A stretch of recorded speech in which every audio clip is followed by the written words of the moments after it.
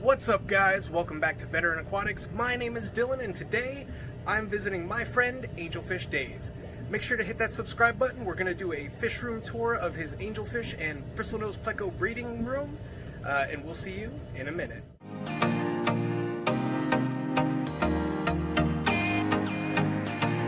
Alright, Dave, we are in your fish room today. I've already looked through everything and it looks amazing. So do you want to go ahead and introduce yourself, talk a little bit more about what you do, and then we'll run everybody through your tanks? How you doing? Angel Dave from the Lehigh Valley, here with Dylan, Veteran Aquatics, and we're going to run through all these breeder angelfish that I have. Alright, well, let's stop on the top left, and this is probably my favorite tank. Yes. You're looking at the best ones now. They're pearl scale albino angelfish. They were imported. Mark and Tina from the Water's Edge in Wind Gap got them for me. They're in a 55 gallon. I'm in the process of breeding them out right now. And these are my favorite fish. I had a pair of these, and unfortunately I lost the male, so I wasn't able to spawn these, so I got really excited as soon as I saw these. And I know that means I'm going to have to drive back out here after you spawn them. Alright, and we'll move on over here. That's one of my older pairs. It's a Philippine blue super veil and a regular mixed marble red-eyed male. After 5, 6 years, they still breed and I can still get a spawn off of them. And I couldn't sell that one. Usually after about 2-3 years I rehome them, but they did so much for me over the last 5 years. I'm kind of attached to them. And I can see why. They're definitely beautiful fish. These are nice too. I love these ones as well. You're looking at a triple cross. My best guess and my other friend's best guess is Pinoy Perebra Marble. That's a lot to say in one sentence. I usually don't get involved with those crazy names, but they're triple cross, so it's tough. You can see all that nice blue and black. Those are pretty awesome angelfish, I gotta say. That's why they call you Angelfish Dave. And we'll move down here. So I told you he did plecos, but do you see this? There are hundreds of them in here. An absolute ridiculous amount. Now, Dave, we had talked about it already, but like a lot of people breed their plecos in 20-gallon longs or 40 breeders. You use 55s, and it apparently works very well for you. Yeah, it's a little secret. One of my old breeding buddies taught me, and the growth you're setting up in a 55. It's the right enough space. The growth on the babies, you get good growth out of them in 2-3 months. And it's a little tip one of the old timers taught me about 10 years ago, and I went with it ever since.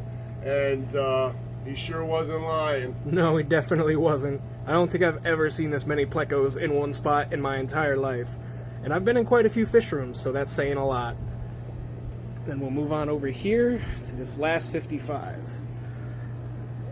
What you're seeing here is you're seeing a lot of male plecos because I had a 125 blow out about a month ago and leak 100 gallons of water in half an hour, and they had to be moved into this tank. I split the females and stuff up. You're seeing all males. You'll see there's a couple of females in the tank, but you know, some stuff happens when you're in the hobby, and you just got to move with it. You just got to take it as it comes. Absolutely. So these are just pretty much on standby till I figure out what I want to do with it. To the left there, you're looking at about a 6-inch plus Bristlenose. They're all pretty healthy size-wise, but he's pretty big, that one. Yeah, that's, I think, the biggest Bristlenose pleco I have ever seen. And I have some, mine are probably 4 inches, like at the best one, but that's a monster pleco. And we've got a nice pair of angels in here. Dave, what are these? You're seeing a set of Pinoy angelfish. They're hiding right now. I don't know why they're hiding. They're usually out all the time. I guess I'm just not quite as handsome as you are. Here they come. I love these darker hued angelfish. They're just beautiful, and they have a nice presence to them. All of yours have amazing fins. So I have some angelfish. I have some angelfish from you, as a matter of fact. And you can just tell the quality in fish that Dave has. Just look at the fins on these guys. They're huge, they're wide, they're not torn to pieces. And something that Dave was just telling me, you have the little spines there, right where the dorsal starts, is a good sign of a high quality, healthy angelfish. Right, so we're gonna turn around to the little tanks right here. We got grow out here. Hey, you're looking at a 15-gallon. Those are Perebra, which means spotted blushing. Also, they get those nice red cheeks when they get a little bit bigger on their gill plates. You can see it right there. And more plecos, because what are any of your fish tanks complete without plecos?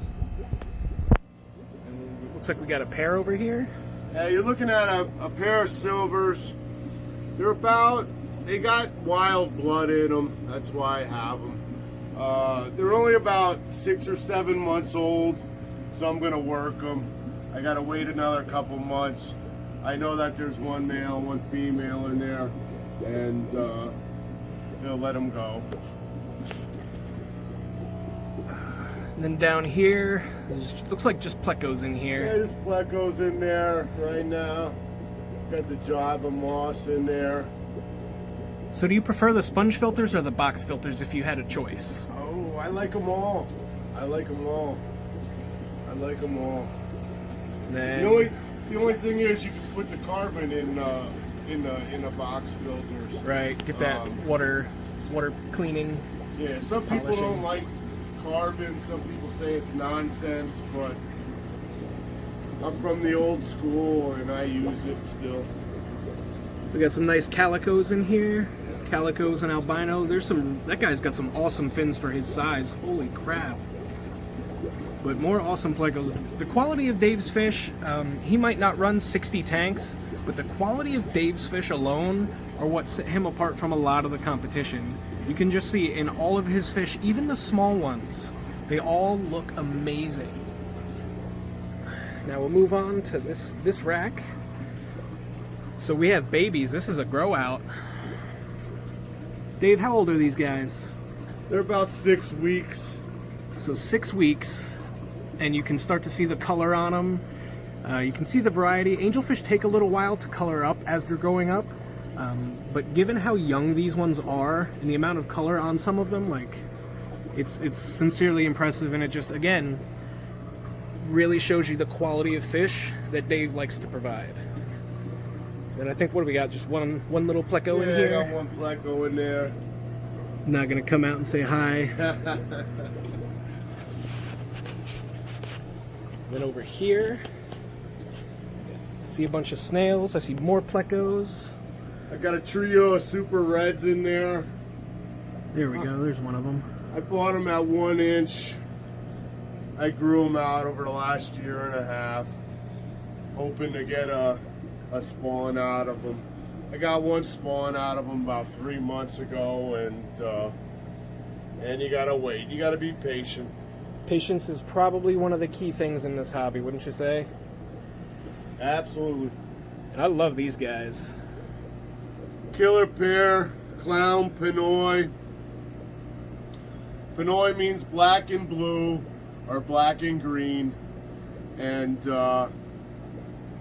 those ones are just spectacular. I was just telling Dylan, when they spawn, that color enhances by 5 times when they spawn, which usually fish have enhanced coloring at that time. And it's super hard to believe that because they're so pretty already. I cannot imagine their breeding dress. They must just be phenomenal.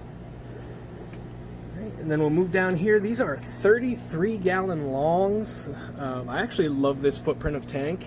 It's pretty much just a chopped down 55 gallon, but it's great for things like pairs of fish, for things like plecos, for things like cories, or in the case of these extremely black angelfish, a great spot for them to spawn. Yep, you're looking at the super blacks. Like Dylan said, the 33 long does have a lot of advantages to the fish keeper. It's lower, you can stack more of them.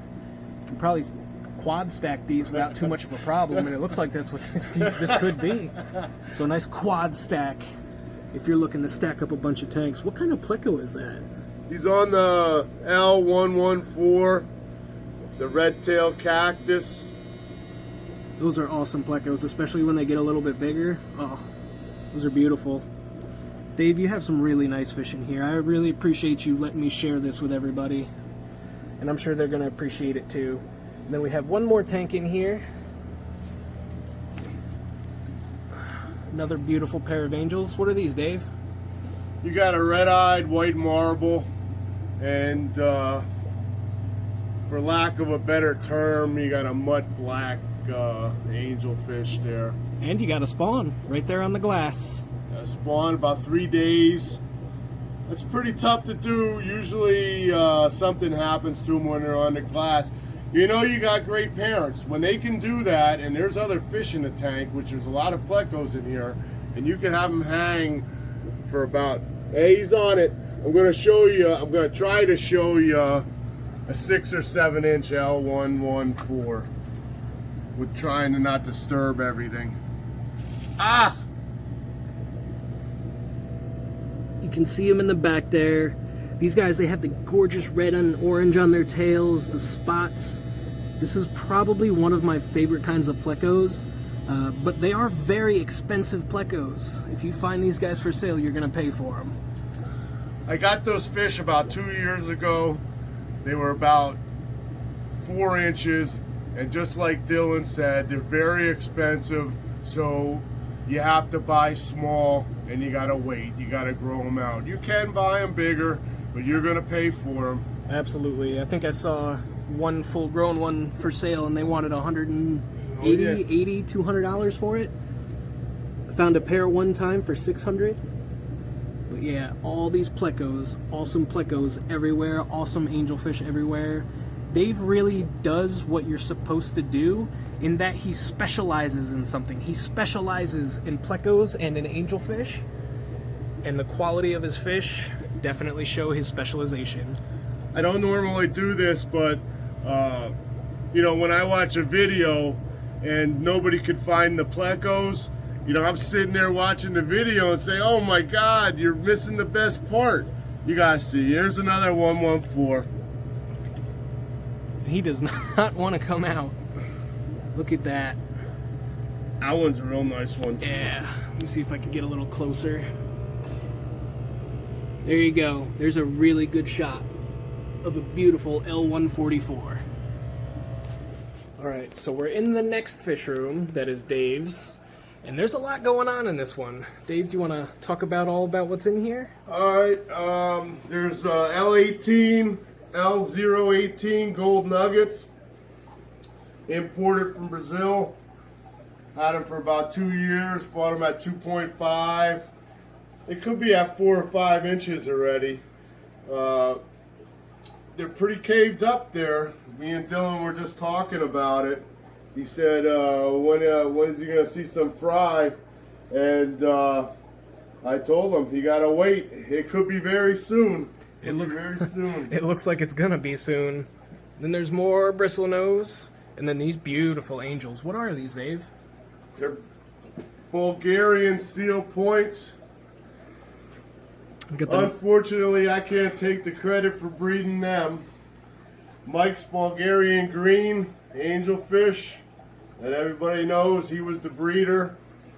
You can kind of see the hidden bars on those. They are pretty nice. They are pretty nice. They are for sure. And Mike's got some nice angelfish too. I was talking to him about some of his angels, and it's interesting. He's going crazy wild with genetics and stuff. And that's fine. His is more of a gigantic science experiment to see what he can create. Dave, though, is keeping it simple. The KISS method. Keep it simple, stupid. And it comes out of the cave. Yep. These are beautiful plecos, and these are expensive too. You'll see these $50, $60, $70 at your local pet store. Higher quality ones this size, you're well above $100 for a single fish. But they're absolutely stunning. You can see the nice yellow in their fins and all the little gold flecks, and that's why they get their name, the Gold Nugget Pleco. Right, and then we're gonna move over to these tanks.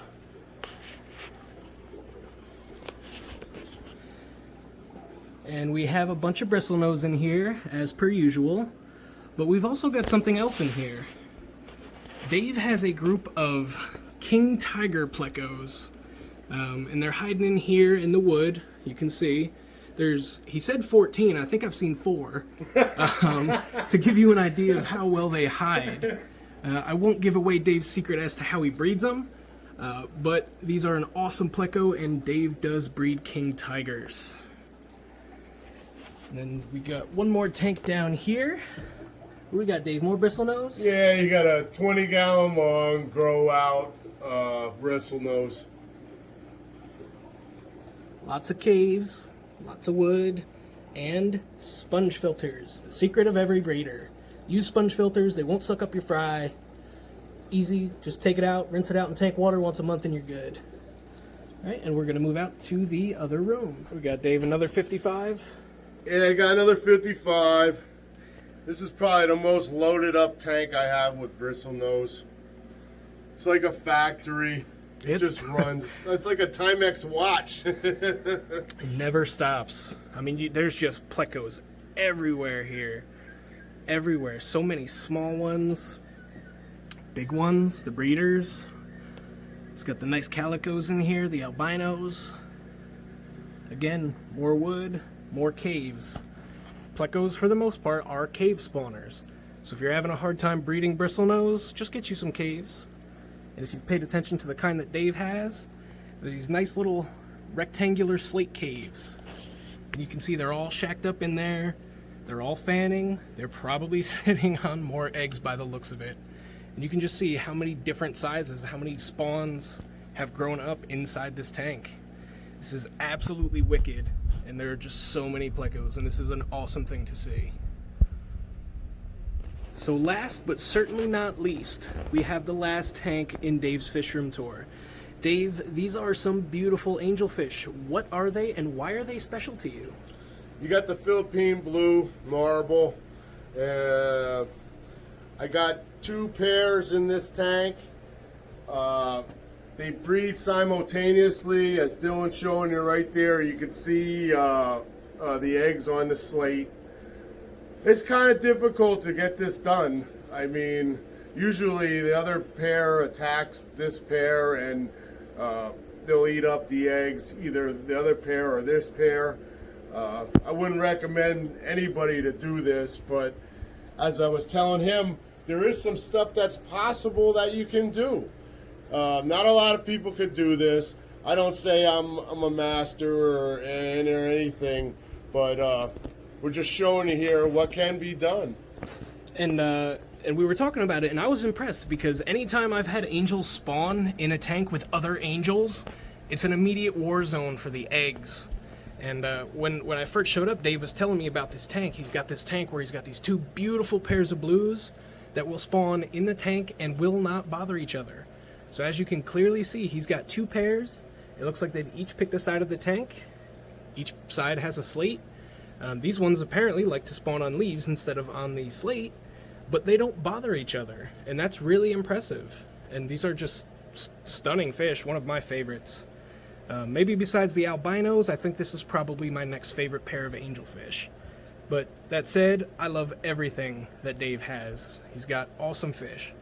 So I hope you guys enjoyed it. I hope you guys loved seeing Dave's super high quality fish as much as I did. Make sure to hit that subscribe button, and as always, I will see you next time. And I'd like to give a shout out to my friends and family. Aunt Kathy, Family Pet Shop, thanks for all your support for all those years and me hanging around your pet shop. Nick Schleppy, 777 Aquatics, thanks for all you helped me out with. Mark and Tina, Water's Edge. I appreciate everything you do for me. Wind Gap, Pennsylvania. Exotic Aquatics. Thank you. We can't forget my mother. Mom, thanks for feeding those fish in your basement for the last 20 years. And my new friend, Veteran Aquatics, Dylan, thanks for coming over. Thank you, Keep Dave. it simple, everybody. Stay good. 777's in the hobby.